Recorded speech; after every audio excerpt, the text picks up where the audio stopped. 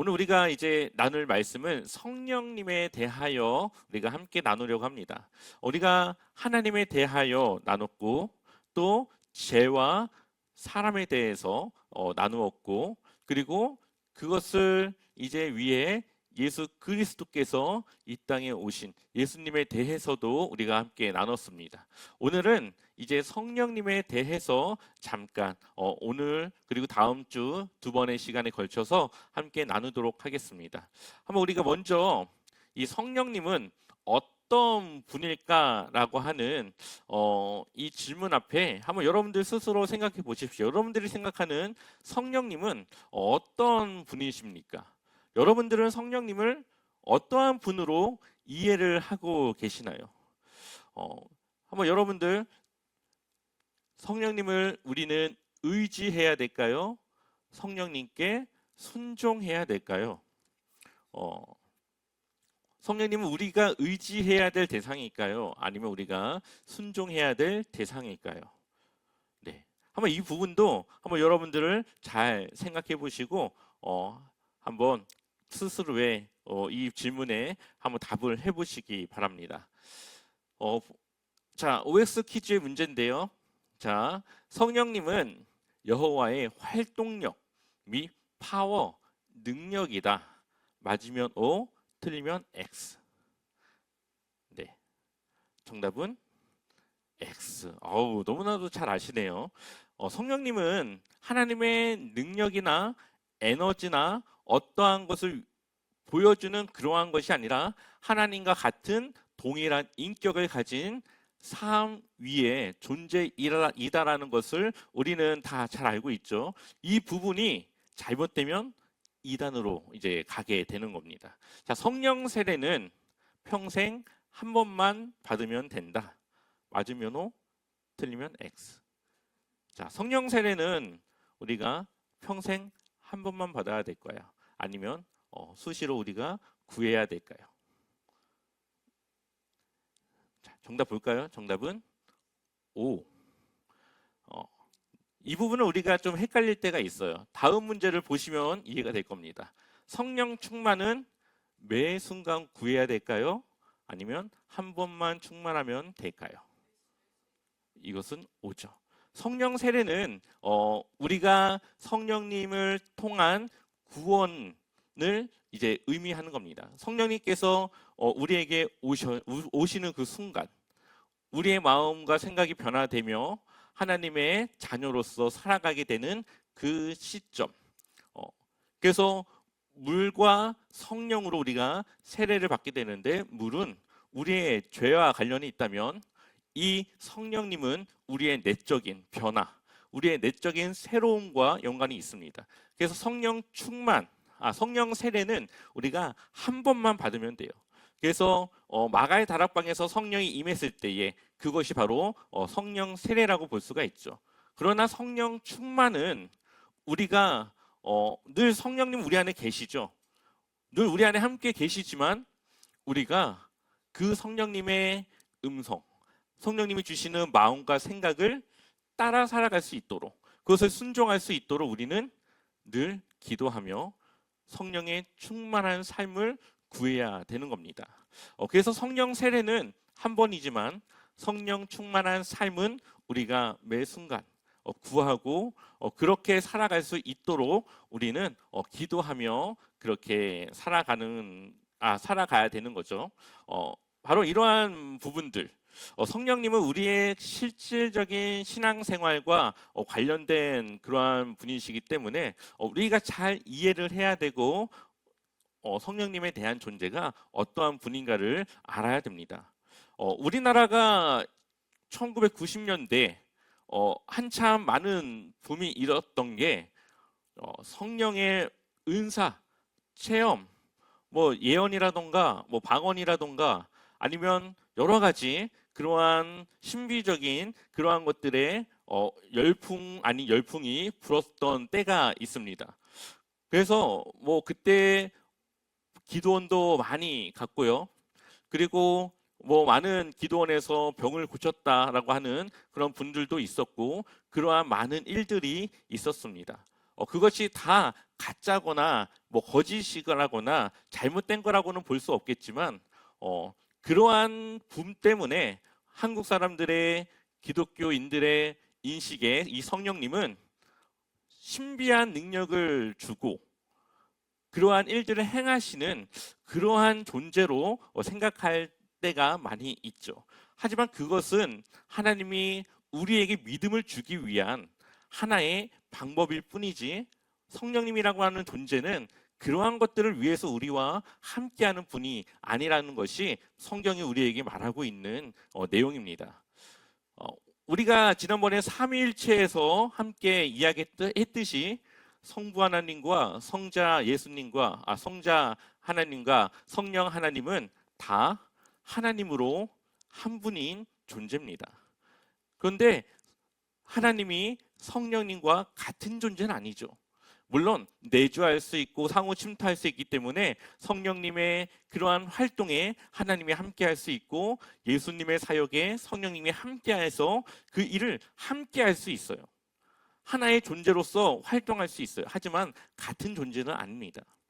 이처럼 이 성령님이라고 하는 존재는 어떠한 에너지라든가 파워라든가 능력의 그러한 존재가 아니라 하나님과 같은 동일한 인격을 가진 우리와 소통할 수 있고 함께할 수 있는 그러한 인격체라는 것을 우리가 기억해야 되는 것이죠. 만약에 그것이 깨어지거나 그것에 대한 생각이 잘못되면 그것은 성경에 대해서 바로 알지 못하는 이단의 사상과 같은 그런 생각을 갖게 되는 겁니다. 아리우스라고 하는 이단 초기 교부 시대에 이 아리우스라고 하는 사람이 무엇을 주장했냐? 삼위일체론을 부정합니다. 예수님과 성령님은 신성 하나님과 같은 분이 아니라고 이야기를 하죠.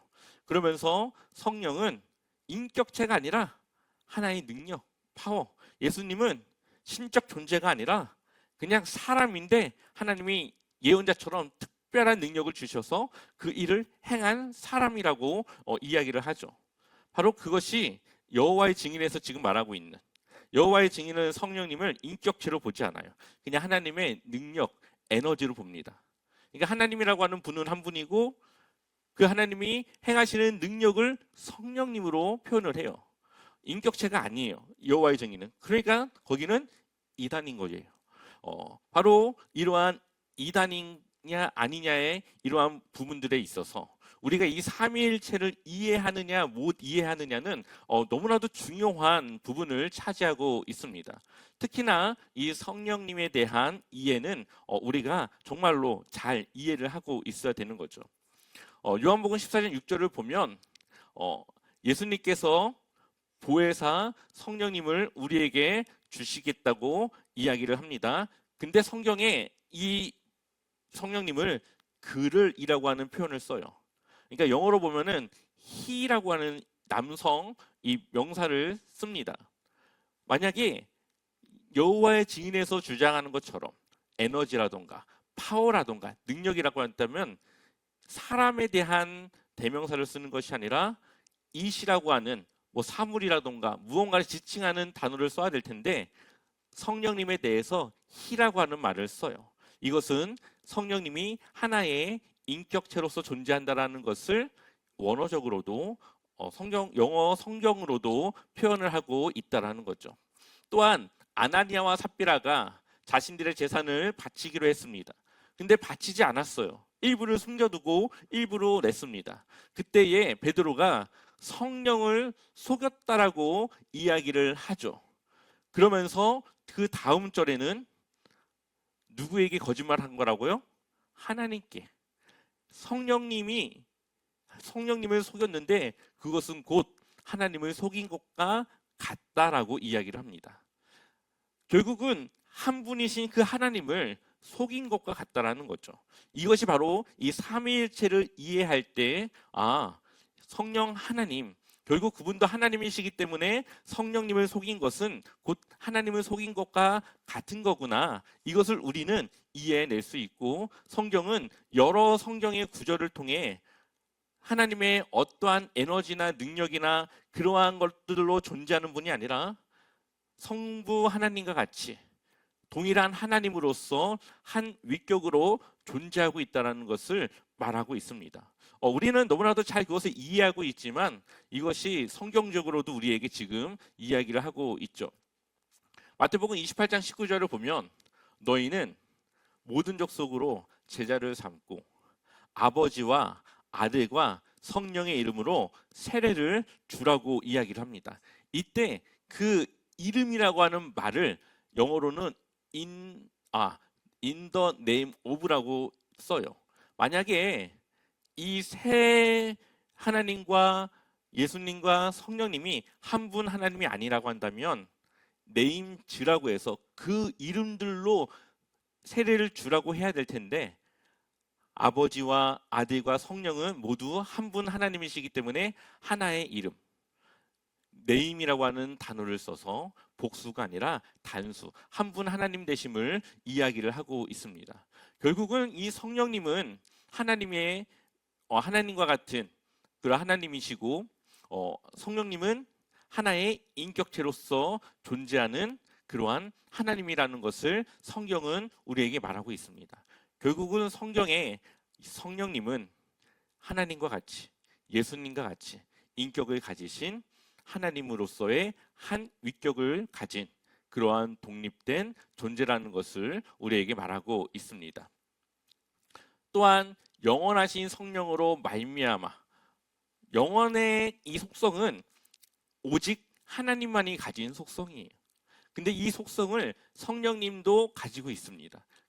그러한 의미는 성령님 또한 하나님이심을 이야기를 하고 있는 거죠. 결국은 성령님은 곧 하나님이시고 성령님은 하나님과 함께 또 일하시는 새 위격의 한 분임을 이야기를 하고 있습니다.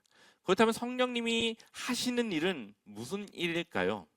성령님이 우리에게 하시는 일, 우리가 두 가지로 나눠볼 수가 있는데요. 하나는 일반적인 사역, 또 다른 하나는 특별한 사역. 일반적 사역은 믿는 사람들이 아니라 이 모든 것을 포함한 사역이라고 볼 수가 있습니다. 하나님이 세상을 창조하셨죠. 하나님이 세상을 창조하시는데 거기에 요한복음을 보면 예수님도 동참하고 또한 성령님도 그 창조 사역에 동참을 하십니다. 창조뿐만 아니라 이 세상을 어떻게 이끌어 나갈지 계획을 세우는데 거기에 성령님도 함께 하십니다. 또한 이 세상을 어떻게 운영하고 이끌어 나갈지 또 이끌어 나가는 그러한 모든 일에 하나님뿐만 아니라 성령님도 함께 하십니다. 그것을 어떻게 알 수 있냐면요. 사람이 죄를 짓습니다. 모든 사람은 다 악한 생각을 가지고 있고 사실 좋은 것보다도 악한 것에 더 기쁨과 쾌락과 그러한 요구와 유혹을 받습니다. 그렇다면 사람들이 살아가는 이 세상은 원래는 굉장히 혼돈스럽고 악하고 정말로 살아가기 힘든 세상이어야 되겠죠. 그런데 우리가 그런 세상을 지금 살아가고 있습니까? 그러지 않죠.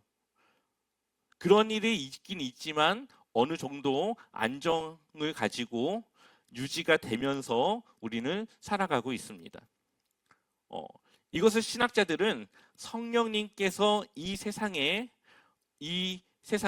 이제 운행하시고 이끄시는 그 일들 중에 사람들이 하고자 하는 그 죄성을 억제하고 막으시고 그 마음에 일하셔서 그러한 혼돈스럽거나 악한 세상이 되지 않도록 하시고 그것을 지키신다라고 이야기를 합니다. 그렇기 때문에 우리는 그래도 범죄가 있지만 그것을 우리가 염려하지 않고 안정된 이 세상을 살아갈 수가 있는 거죠. 이것이 바로 일반적 사역이에요. 모든 이 세상을 운영하고 이끌어 나가는 데 성령님께서 안정적인 이 세상을 유지해 나갈 수 있도록 일하시는 것. 그래서 성령님은 영이시기 때문에 이 세상 모든 것에 일시적으로 영향을 줄 수가 있고 일하실 수가 있습니다. 바로 그러한 하나님의 영이신 성령님께서 기독교인뿐만 아니라 예수 하나님을 믿는 그 하나님의 자녀들뿐만 아니라 모든 사람들에게 영향을 주셔서 이 세상이 악하지 않도록 어느 정도는 유지하고 그 양심과 이 생각을 가질 수 있도록 하신다라고 볼 수가 있는 거죠. 또 다른 하나는 이 문화를 창조하고 만들어 나갈 수 있도록 이끄십니다. 이 문화가 악한 문화도 있지만 꽤 괜찮은 문화들도 많이 있습니다. 또한 이러한 우리의 선한 문화는 지난번 하나님 나라를 말씀드렸다시피 앞으로 이루어질 그 완전한 하나님 나라에서 우리가 그것을 적용하고 함께 그것을 또 이어갈 수 있는 그런 문화로 나아갈 수가 있습니다. 그런 문화를 만들어가고 이끌어가는 데에도 성령님께서 함께 그것에 일하신다라고 이야기를 합니다. 이것이 일반적인 이 세상에 주는 성령님의 역할이에요. 그런데 이것만으로는 구원을 줄 수가 없어요. 이 세상은 안정시킬 수 있고 살아갈 만한 세상은 유지할 수 있지만 이 구원과는 이것이 연관되지 않습니다. 그래서 성령님은 특별 사역을 또 이루시죠. 그것은 바로 이 죄인을 구원하는 겁니다. 성령께서 우리의 마음에 오셨을 때 우리는 죄인임을 깨닫고 그 죄를 해결하기 위한 예수님을 받아들이고 그리고 그것을 우리가 이제는 유지하며 하나님의 자녀다운 삶으로 살아갈 수 있도록 우리를 이끌어 나아가십니다.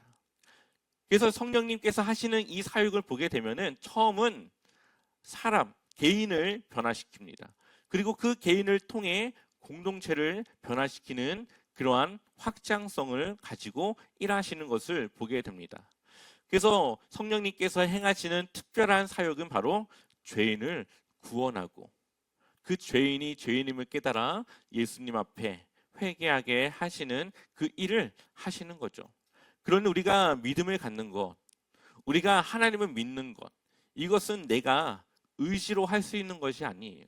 물론 내가 의지로 하는 것처럼 우리가 시작하지만 돌아보고 나면 그때 당시 내 의지와 내 생각으로는 그것을 받아들일 수 없었는데 이상하게 그때 내가 그것을 받아들였고 믿었고 그래서 하나님의 자녀가 되었음을 돌아볼 수가 있습니다.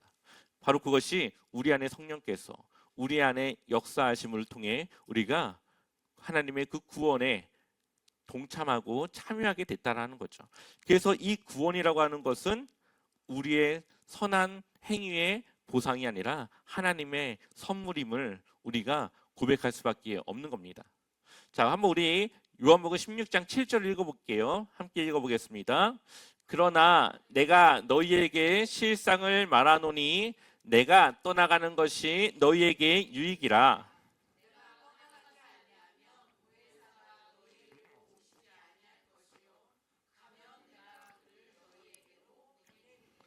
아멘. 보혜사라는 말은 우리를 돕는 그러한 분임을 말하는 겁니다. 예수님께서 우리와 함께 하시면 좋겠죠. 근데 예수님은 이 육체를 가지셨기 때문에 시간과 공간의 한계를 가지고 있습니다. 그래서 예수님께서 승천하심으로 성령님께서 영으로 계신 성령님께서 오셔서 이제는 모든 사람과 이 세상 모든 것에 관여하고 일하실 수 있는 그 성령께서 이 땅에 오심으로써 우리에게 더 유익이 될 것이라고 말을 하죠. 그분이 오셔서 하는 세 가지를 말합니다. 한번 같이 읽어보겠습니다. 그가 와서 죄에 대하여, 의에 대하여, 심판에 대하여 세상을 책망하시리라. 아멘. 여기서 세상을 책망한다라고 하니까 뭔가 좀 심판을 하시나? 이 세상에 대한 이 죄값을 감당하게 하시나? 라고 우리가 생각할 수 있지만 이것을 조금 더 옳게 좀 뜻을 해석하면 책망한다고 하는 것은 내가 잘못한 것을 내가 깨닫게 한다라고 하는 의미를 가지는 거예요. 그래서 내가 죄인인 것을 깨닫고 그래서 예수님께 나아가 그 죄를 해결받고 하나님의 자녀로서 살아갈 수 있게 하시는 것, 그것이 바로 성령님이 하시는 일이라는 거죠. 그것을 위해 하시는 여러 과정 중에 하나는 병을 고칠 수도 있고요. 뭐 내가 정말로 긴급한 상황인데 정말로 해결할 수 없는 정말 아주 암흑한 그런 상황인데 그것이 어떻게 되는지 모르겠지만 어쨌든 그것이 극적으로 해결되어지는 그러한 일을 보여주실 수도 있고요. 정말로 내가 생각하지 못한 여러 가지 방법으로 일하실 수 있습니다. 근데 성령님은 그러한 분이 아니라는 거죠. 그것을 통해 하나님이 살아계시고 나를 도우실 수 있는 그러한 하나님이신 것을 보여주는 거예요. 병을 고친다고 끝이 아닙니다. 내가 암을 고쳤습니다. 1년 뒤에 다른데 또 병이 올 수가 있어요. 병을 고치는 것은 잠깐 해결은 되지만 그것이 완전한 해결은 되지 않아요. 완전한 해결은 우리가 예수 그리스도 안에서 하나님의 자녀가 되어져서 하나님과 영원히 함께하는 그 구원의 그 관계로 들어가는 것. 그것이 영원한 온전한 해결이죠. 그러지 않으면 병을 고쳤어도 언젠가 이 죽음은 피할 수 없고 언젠가 그 사람의 그 삶에 또 다른 문제가 오지 않을 것이라고 하는 보장은 없습니다. 나사로가 살아났죠. 근데 결국은 어떻습니까? 또 죽죠. 그를 일으켜 세운 것은 예수님께서 부활할 수 있다라는 것을 보여주기 위한 이 나사로를 통해 보여주신 거죠. 그 일어남이 그 죽음에서 일어난 것이 완전한 해결은 아닙니다. 완전한 해결은 하나님과 우리와의 관계 속에서 내가 정말 하나님의 자녀가 되어져서 그러한 하나님의 그 영원성을 내가 갖고 살아가는 것. 그것이 진짜 회복이고 그것이 하나님이 우리에게 하시고자 하는 일이라는 거예요. 그래서 하나님과의 관계 속에서 만약에 큰 병을 가지고 있습니다. 그것을 못 고칠 수도 있고 고칠 수도 있어요. 하지만 하나님 안에 있다면 그것을 고치고 못 고치는 것은 문제가 아닌 거예요. 그것은 그냥 하나의 그냥 시험 문제 하나 넘어간 거 뭐 그 이상의 의미가 없는 결국은 하나님과의 관계가 있어야만 우리는 큰 문제들을 다 이겨낸 것과 같은 그러한 상태라는 거죠. 그리고 그것을 위해 성령님께서 이 땅에 오셔서 사람들이 죄인임을 깨닫고 그것을 위해 예수님을 믿고 하나님과의 관계를 회복할 수 있도록 이 땅에 오셨다. 그래서 죄에 대하여, 의에 대하여, 심판에 대하여 우리가 하나님을 만날 수 있도록 하기 위해 하나님을 믿을 수 있게 하기 위해 하나님과 함께 동행할 수 있게 하기 위해 성령님께서 이 땅에 오셨다라는 것을 예수님께서 이야기하고 있는 겁니다. 그래서 성령님께서 하시는 일은 개인을 구원하고 그 개인을 통해 공동체 안에서 사역할 수 있도록 그 공동체 안에서 하나님의 귀한 공동체를 세워나갈 수 있도록 하는 일을 하십니다. 그래서 네, 한번 같이 읽어보겠습니다. 개개인을 불러 회개하게 하시고 믿음으로 거듭나게 하시지만 동시에 이 개인들을 교회 공동체로 모아 예수 그리스도의 몸인 교회 공동체를 이루어 하나님이 성전에 되게 하신다. 네, 우리 각자를 구원하시고 그 개인들을 모아 하나님의 성전된 공동체를 이루게 하시는 것, 그것이 바로 성령님께서 하시는 일이에요. 그래서 에베소서 4장 3절에 뭐라고 말합니까? 평안에 매는 줄로 성령이 하나 되게 하신 것을 어떻게 하라고요? 힘써 지키라. 우리가 이렇게 공동체로 모여서 함께 무언가를 하는 것은 그냥 되는 것이 아니라 우리가 힘써 지켜야 되는 겁니다. 여기서 힘써 지킨다고 하는 것은 내 노력과 내 헌신이 필요하다라는 거예요. 이것을 지키는 것은 그냥 되는 것이 아니라 내가 힘을 써야 되고 노력해야 되고 그 안에서 내가 감당해야 될 부분이 있다라는 것을 이야기하는 겁니다. 그래서 우리는 한 성령 안에 하나 되어져서 하나님의 하나의 일을 위해 모였는데 그것을 지키기 위해 우리는 힘써 그것을 지켜야 됨을 이야기하고 있습니다. 그래서 성령님께서 하시는 일은 또 성경의 기자들이 이 성경을 쓸 때 영감을 주셔서 하나님의 그 말씀을 기록하게 그들을 이끄시기도 했고, 또한 우리가 성경을 읽을 때 우리에게 하나님의 마음과 생각을 주셔서 그 성경을 읽고 그것을 깨닫고 또 그것을 따라 살아갈 수 있도록 힘을 주시고 인도하시는 분이 바로 하나님이십니다. 그래서 신앙생활을 한번 같이 읽어보겠습니다. 신앙생활은 성령을 사용하는 것이 아니라 성령께 사용되는 삶입니다. 네. 우리가 처음 질문으로 성령님은 의지하는 분인가 아니면 우리가 순종하는 분인가 라고 하는 질문을 했죠. 우리가 의지한다고 하는 것은 내가 필요할 때 성령님을 찾는 거예요. 그러나 내가 순종한다고 하는 것은 성령님께서 나를 인도하시는 그 삶에 내가 동참하는 겁니다. 성령님은 우리가 의지하는 분이기보다는 우리가 순종해야 될 대상입니다.